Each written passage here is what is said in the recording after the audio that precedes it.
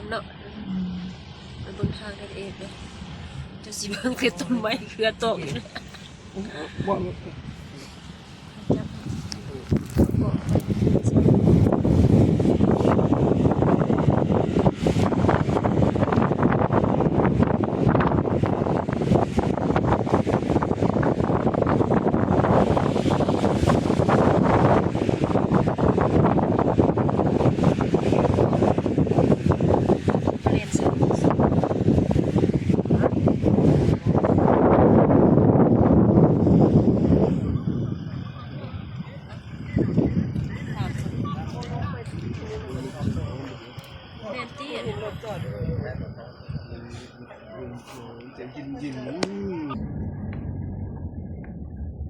หมอก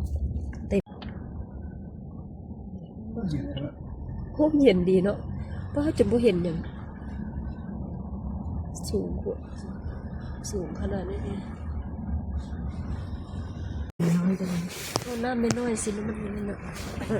โอ้จืดดิคักเนี่ย2 เป๊ะคนเลยก็28 นาทีคน28 นาทีว่ะเลยตั้งแต่คนมา28 นาทีก็บ่โดนเนี่ยคนยัง2 นาทีคันทางซื้อเลียบนี้มันก็แห้งแล่นได้ดีโอ้มาดำนาซอยเขาตีเดี๋ยวนี้เป็นนอเตบันโอ้น้ำนิดอยู่ขวดตัวนี้งามๆนี่ปะโอ้ยตายนี่เลยขวบบ้านอ้าวนี่วะอันนี้วะนี่วะอันอยากมาโอ้ลงใจเพื่อนนี่จอดอยู่ที่ซ่อมรถอีกเป็นนกคุณนะจอดอยู่ที่จอด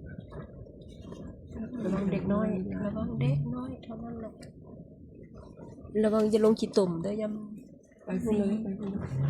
ขวดตัวนี้นี่วะจอดครับอยู่หันยังกูฮู้มาเด็กค่ะแม่นะ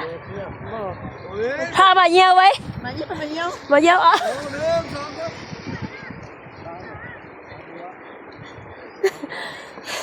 โอ้ที่ทำพี่ได้จู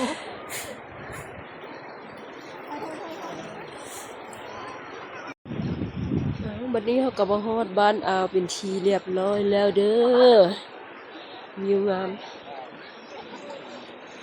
เอาขึ้นท้ายให้กูได้แม่กลางขวดวิวงามเลยเดี๋ยวกัน